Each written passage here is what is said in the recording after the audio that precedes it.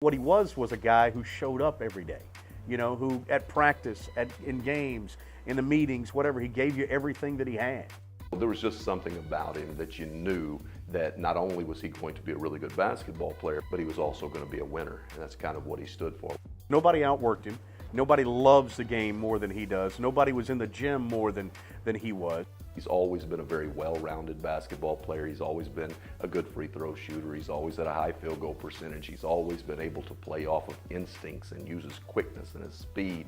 He's going to go down as one of the great players in TCU history, and I think his legacy's written. I'll be honest with you. I think he goes down as one of the greats.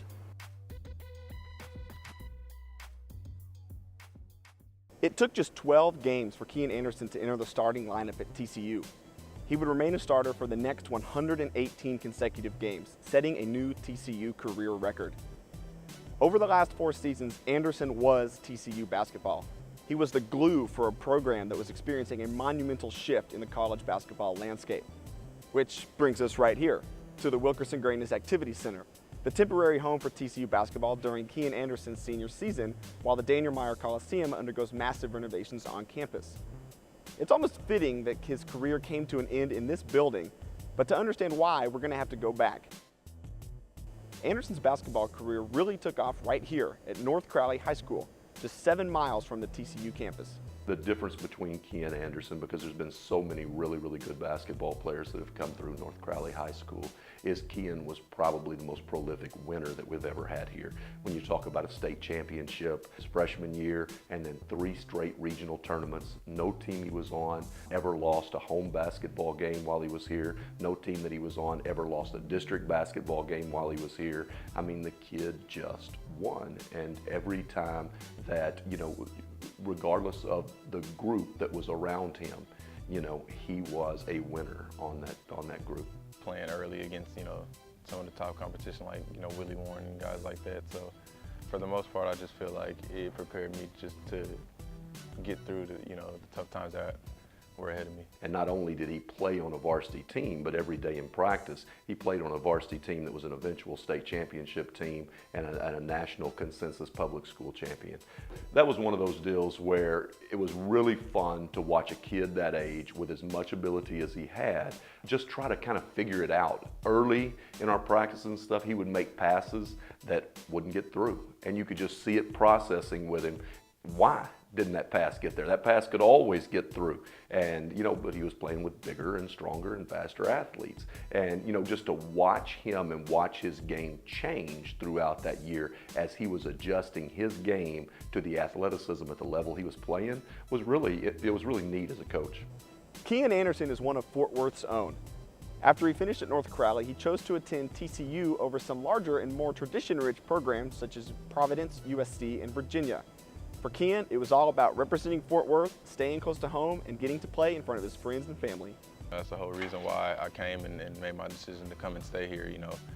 Family's right down the street, friends, and can come out to every game they want to and things like that. He could have gone to Providence, or he could have gone to USC, or Virginia was in the mix late, real heavy. And I know he took a long, hard look at Virginia, and for him to say, you know what, those guys are established. They've been successful. Let me come to TCU and help build this thing. And when you sit down with Kyan, he tells you, that he feels like he did his job. That this program's going to be better off because he came to TCU. I don't think there's any question about that. To put the school on my back and actually make it, cool to play basketball at TCU again. That was the biggest thing. As his career progressed, he took a lot of pride in being a Fort Worth young man that is playing for the Fort Worth University and trying to help build that program where everybody wanted it to go. Moving facilities was just one obstacle that Anderson faced during his time as a Horned Frog. His game never skipped a beat as the program moved from the Mountain West into the Big 12 Conference and hired a completely new coaching staff.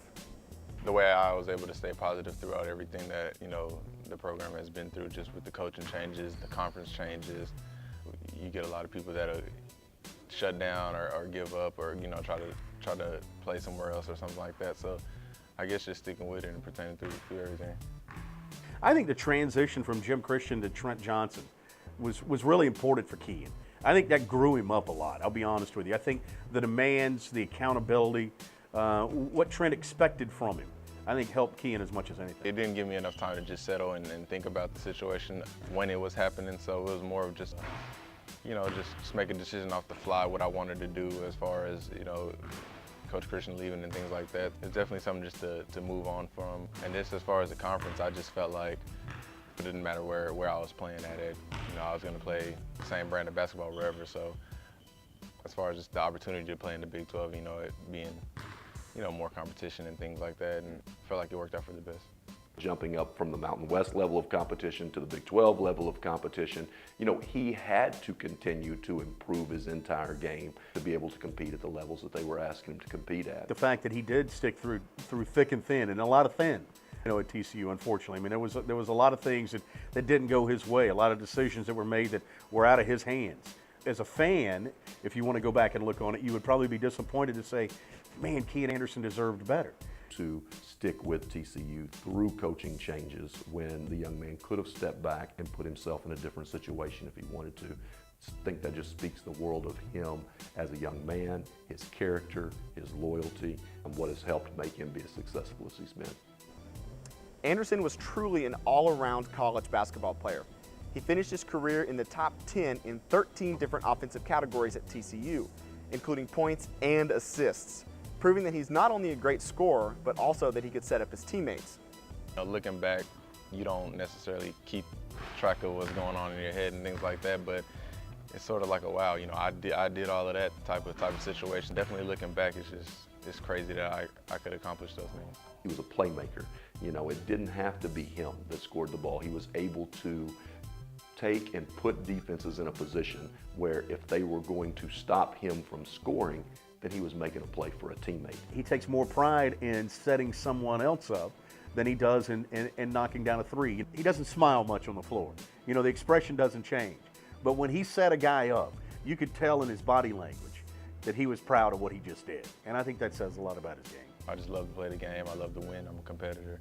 And, sometimes I just want, better opportunities for, teammates rather than myself at times. It's great to see, or set up one of my players for a basket opportunity and things like that, and that gets them going, to later on, join with you when it counts.